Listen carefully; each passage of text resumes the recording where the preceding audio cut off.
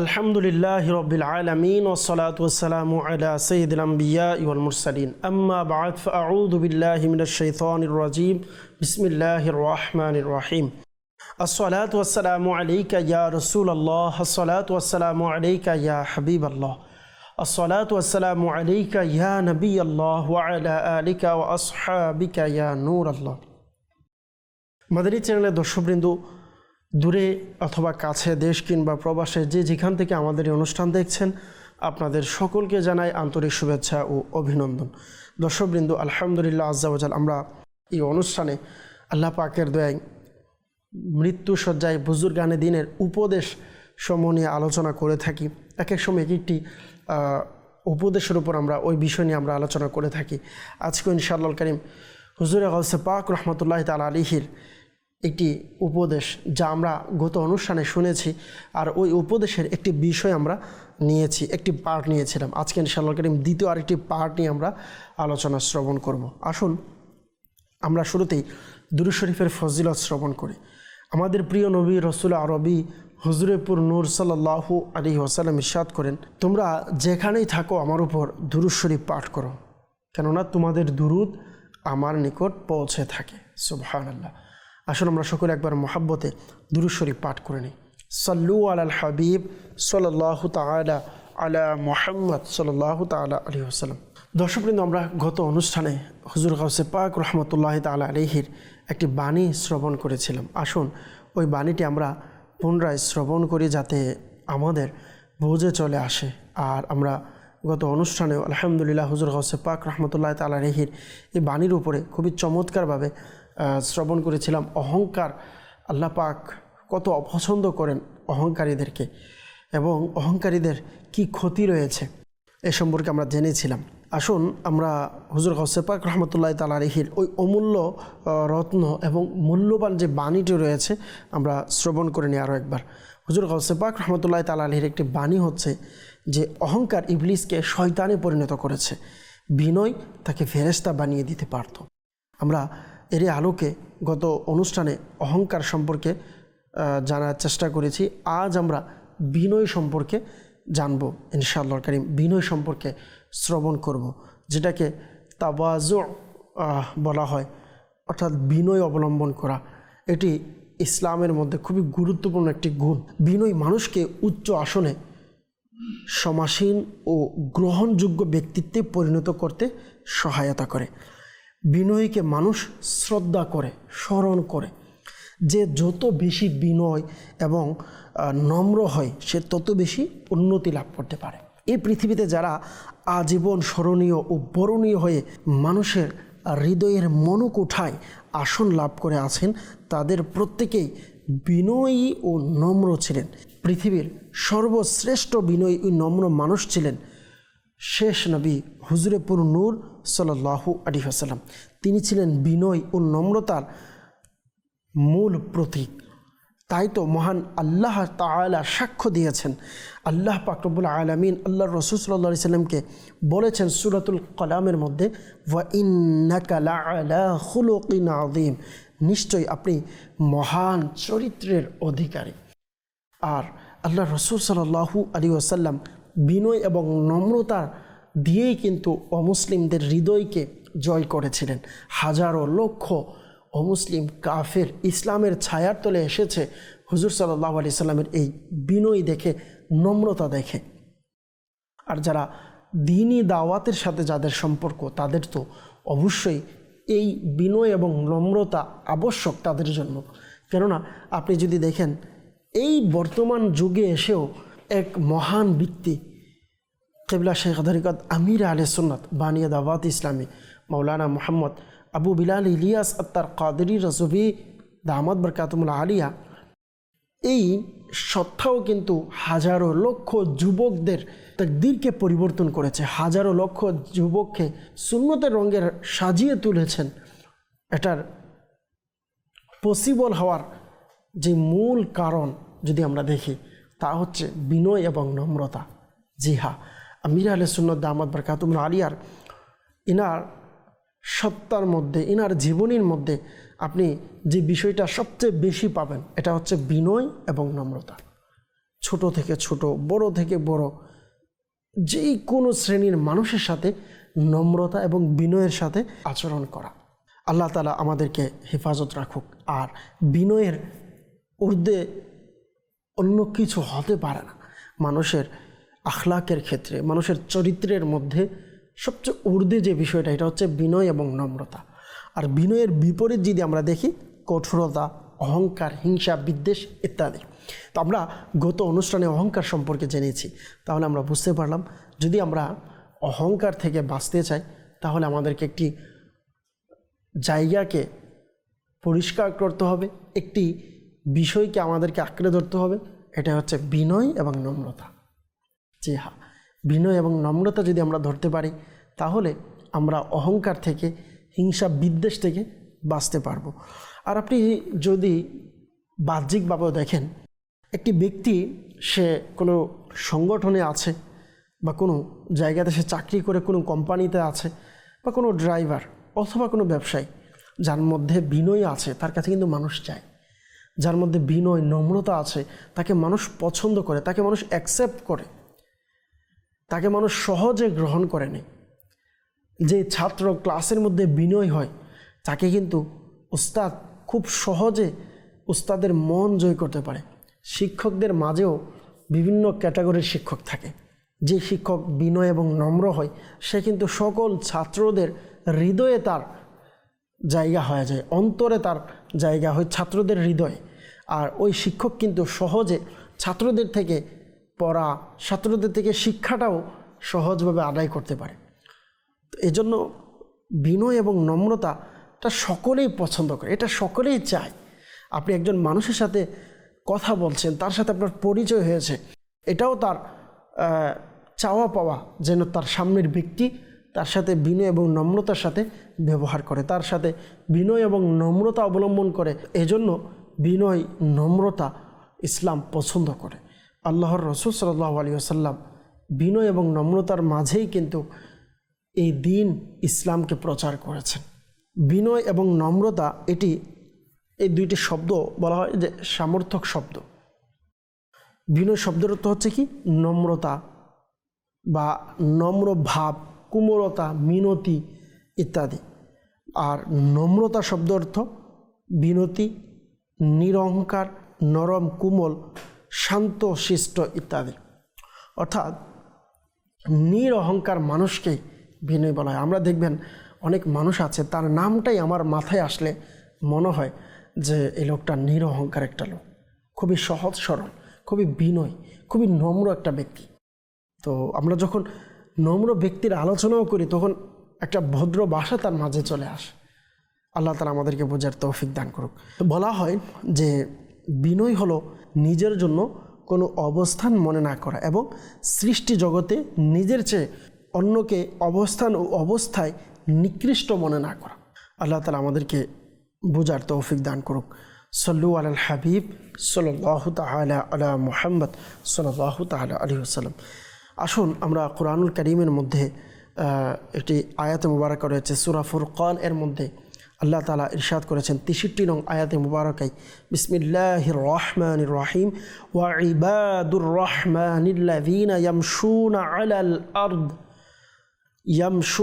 আলাল আরদি হাওনাও ওয়া ইযা খাতাবাহুমুল জাহিলুনা ক্বালু সালামা। কানজুল ঈমান থেকে অনুবাদ, রহমানের বান্দাগণ তারা যারা পৃথিবীতে নম্রভাবে চলাফেরা করে এবং অজ্ঞরা তাদেরকে সম্বোধন করলে তারা বলে সালাম। মাদানী চ্যানেলের দর্শকবৃন্দ, আমরা বিনয় সম্পর্কে শুনছিলাম যে আল্লাহ পাক রব্বুল আলামিন যারা আল্লাহ পাকের বান্দা বলে সম্বোধন করেছে আল্লাহ নিজে, কাদেরকে? যারা পৃথিবীতে নম্রভাবে চলাফেরা করে। তো আসুন আমরা নিয়ত করি ইনশাআল্লাহ কারীম নিজের মাঝে বিনয় নিয়ে আসার চেষ্টা করব।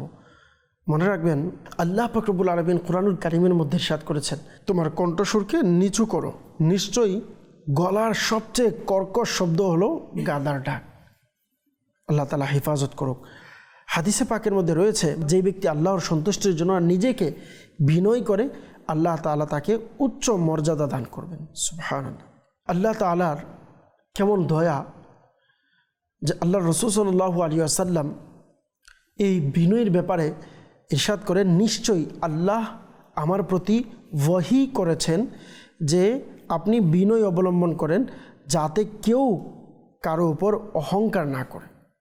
অর্থাৎ আল্লাহ তাআলা ইরশাদ করলেন যে তোমরা বিনয় অবলম্বন করো যাতে কেউ কারো উপর অহংকার না করো। তিরমিজি শরীফের হাদিসে মুবারাকা আল্লাহ রসূল সাল্লাল্লাহু আলাইহি ওয়াসাল্লাম ইরশাদ করলেন যে আল্লাহ তাআলা আমাকে বলেছেন, অর্থাৎ আল্লাহ তাআলা আল্লাহ রসূল সাল্লাল্লাহু আলাইহি ওয়াসাল্লামের মাধ্যমে আমাদেরকে মেসেজ দিয়েছেন আমরা যেন অহংকার না করি, বিনয় অবলম্বন করি, একে অপরের উপরে যেন অহংকার না করি। কেননা বিনয় বান্দাকে আল্লাহর নিকটবর্তী করে, আল্লাহর প্রিয় করে তোলে।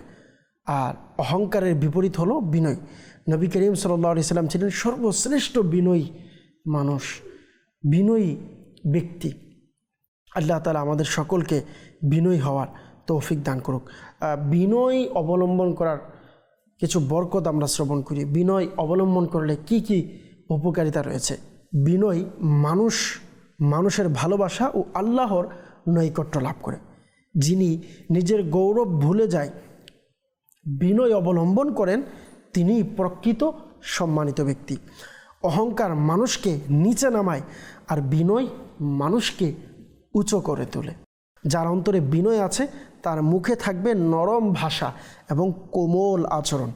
নবী করিম সাল্লাল্লাহু আলাইহি সাল্লাম ছিলেন সকল নবীদের সরদার, তবুও তিনি ছিলেন সবচেয়ে বিনয়ী। আল্লাহ রসূল সাল্লাল্লাহু আলাইহি সাল্লাম ছিলেন সকল নবী আম্বিয়া কেরাম এর ইমামুল আম্বিয়া যিনি ছিলেন, মর্যাদার দিক থেকে সকলের ঊর্ধ্বে, সকলের উপরে। আর বিনয়ের দিক থেকেও ইনি সবচেয়ে বেশি বিনয় ছিলেন। বিনয় এমন একটি গুণ যা মানুষকে আভিজাত্য দেয় আল্লাহ পাকের নিকট। অহংকার সম্পর্কে বলা হয় যে অহংকার সম্পর্ক ভাঙে আর বিনয় বন্ধন গড়ে ওঠে। বলা হয় যে গাছ যত বেশি ফল দেয় ততই মাথা নিচু করে, ঠিক তেমনি সত্যিকার ও জ্ঞানী ধার্মিক ব্যক্তি বিনয়ী হন। অর্থাৎ গাছে যত বেশি ফল হয় সে তত বিনয়ী হয়। আর ঠিক তেমনি আমি আপনি যদি দুনিয়াবীর দিক থেকে হোক, আখিরাতের দিক থেকে হোক, দিনই দুনিয়াবী যত কিছু অর্জন করব, যত ফল আমার মাধ্যমে অর্জন হবে, তা আমি যেন তত নম্র হয়ে যাই। কেননা গাছ যত বেশি ফল দেয় ততই কিন্তু মাথা নিচু করে ফেলে। যারা আল্লাহর সন্তুষ্টির জন্য নিজেদেরকে ছোট করে আল্লাহ তাদের মর্যাদা বাড়িয়ে দেন। বিনয়ী হলো ইমানদারের শোভা। সুবহানাল্লাহ। এজন্য বলা হয় যে যখন তুমি তোমার চেয়ে বয়স্ক কাউকে দেখবে তখন তাকে এই ভেবে সম্মান করো যে তিনি দিনদারি ও নেক আমলে আমার চেয়ে এগিয়ে আছেন। আর যখন তোমার চেয়ে কম বয়সে কাউকে দেখবে তখন তাকে এই ভেবে সম্মান করবে যে আমি গুনাহর ক্ষেত্রে তার চেয়ে এগিয়ে আছি।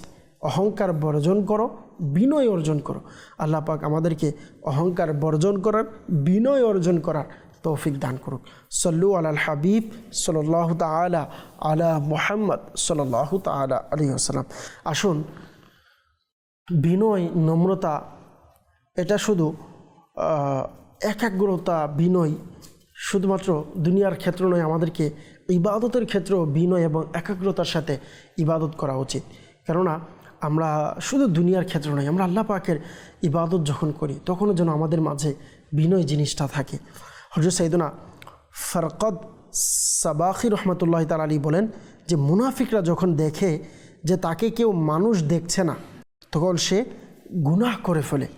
আফসোস, সে এই বিষয়ের প্রতি খেয়াল রাখতো যে মানুষ যেন তাকে না দেখে, কিন্তু আল্লাহ পাক দেখছে, এই বিষয়ের প্রতি তা ভ্রুক্ষেপ করে না। আল্লাহ তাআলা আমাদেরকে বোঝার তৌফিক দান করুক। বর্ণিত আছে হযরত হাসান বিন আবু সিনান রহমতুল্লাহ তাআলা আলাইহি, ইনি ঈদের নামাজ পড়তে গেলেন। যখন ঘরে ফিরে আসলেন তখন তার স্ত্রী তাকে বললেন যে আজ আপনি কতজন মহিলাকে দেখেছেন? তখন তিনি চুপ রইলেন। যখন তিনি বেশি জোর করে বললেন, ঘর থেকে বের হওয়া থেকে শুরু করে তোমার নিকট ফিরে আসা পর্যন্ত নিজের পায়ের আঙ্গুলের দিকেই তাকিয়েছিলাম। সুবহানাল্লাহ, আল্লাহু আকবার। দেখেন আল্লাহওয়ালা যারা রয়েছে তাদের বিনা প্রয়োজনে, বিশেষ করে ভিড়ের সময়ও এদিক সেদিক তাকানো থেকে বেঁচে থাকতো। এই জন্য যে এমন যেন না হয় শরীয়তের যেটা অনুমতি নেই সেদিকে যেন আমার দৃষ্টি পড়ে।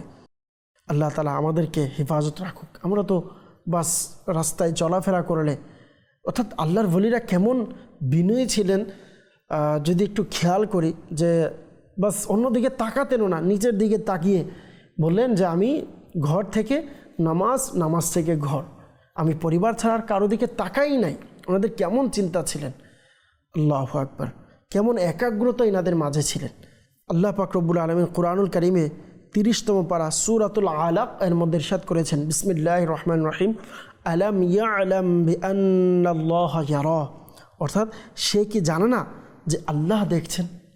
আল্লাহু আকবার, অর্থাৎ আল্লাহ পাক যে দেখছেন এই জিনিসটা যদি আমার আপনার মাঝে থাকে, ইবাদতের ক্ষেত্রেও আমি একাগ্রতা কিভাবে অর্জন করব, বিনয়ের সাথে কিভাবে ইবাদত করব, শুধু এতটুকুই যথেষ্ট যে আল্লাহ আমাকে দেখছেন। আমি আল্লাহকে দেখছি না, কিন্তু আল্লাহ আমাকে দেখছেন। এই বিষয়টা যদি মাথায় রেখে আমরা ইবাদত করি, তাহলে আমাদের ইবাদতের মধ্যে বিনয়, নম্রতা চলে আসবে। আল্লাহ পাক রব্বুল আলামিন সূরাতুন নিসা এর 1 নং আয়াতে মুবারকে ইরশাদ করেছেন, বিসমিল্লাহির রহমানির রহিম, ইন্নাল্লাহা কানা আলাইকুম রাকিবা, নিশ্চয়ই আল্লাহ তোমাদেরকে সর্বদা দেখছেন। এই আয়াতে মুবারকার মধ্যে রয়েছে যে আল্লাহ আমাকে সর্বদা দেখছেন। আল্লাহ তাআলা আমাদের সকলকে আমল করার তৌফিক দান করুক। বুখারী শরীফের একটি খুবই চমৎকার হাদিসে মুবারকা রয়েছে, যারা আমরা অনেক সময় নামাজে আমাদের মন বসে না, নামাজে মন বসাতে পারি না, আমাদেরকে এই হাদিসটি যদি আমরা মনে রাখি, তাহলে আমাদের নামাজে একাগ্রতা নিয়ে আসা, বিনয়ের সাথে নামাজ পড়া, ইবাদত করা সহজ হবে। আসলে আমরা শ্রবণ করি। বুখারী শরীফের একটি খুবই দীর্ঘ হাদিস রয়েছে, যার মধ্যে হযরত সাইয়েদনা জিবরাইল আমিন আলাইহিস সালাতু ওয়াস সালাম রসুলে পাক হুজুরপুর নূর সাল্লাল্লাহু আলাইহি ওয়াসাল্লামের দরবারে আরজ করলেন যে ইহসান কি, মাল ইহসান, ইহসান কি? আল্লাহ রাসূল সাল্লাল্লাহু আলাইহি ওয়াসাল্লাম ইরশাদ করলেন যে আন তা'বুদাল্লাহা কাআন্নাকা তারাহু ফাইন লাম তাকুন তারাহু ফাইন্নাহু ইয়ারাকা। সুবহানাল্লাহ। বললেন ইহসান হলো আল্লাহ পাকের ইবাদত এইভাবে করো যেন তুমি তাকে দেখছো। যদি এটা না হয় তবে অন্তরে এটা বিশ্বাস করো যে আল্লাহ তোমাকে দেখছে। আল্লাহু আকবার। এই হাদিসে মুবারকার মধ্যে যদি আমরা আমলকারী হয়ে যাই, তাহলে আমাদের ইবাদতের ক্ষেত্রেও বিনয়ী চলে আসবে, নম্রতা চলে আসবে, একাগ্রতা চলে আসবে। আল্লাহ পাক আমরা যা শিখেছি, জেনেছি, এর উপর আমল করার তৌফিক দান করুক। মাদানী চ্যানেলের দর্শকবৃন্দ, আসুন আমরা নিয়ত করি ইনশাআল্লাহুল কারীম আমরা আমাদের অন্তরের মধ্যে যতটুকু সম্ভব বিনয় ভাব, বিনয়, নম্রতা নিয়ে আসার চেষ্টা করব। শুধু মানুষের সাথে নয়, ইবাদতের ক্ষেত্রেও নম্রতা, একাগ্রতা, বিনয় নিয়ে ইবাদত করার চেষ্টা করব। আজকের অনুষ্ঠানে যা শ্রবণ করেছি, আল্লাহ পাক আমাদের সকলকে এর উপর আমল করার তৌফিক দান করুক। এ পর্যন্ত সকলেই ভালো থাকুন, সুস্থ থাকুন, মাদানী চ্যানেল দেখতে থাকুন। সাল্লু আলাল হাবিব সাল্লাল্লাহু তাআলা আলা মুহাম্মদ সাল্লাল্লাহু তাআলা আলাইহি ওয়াসাল্লাম।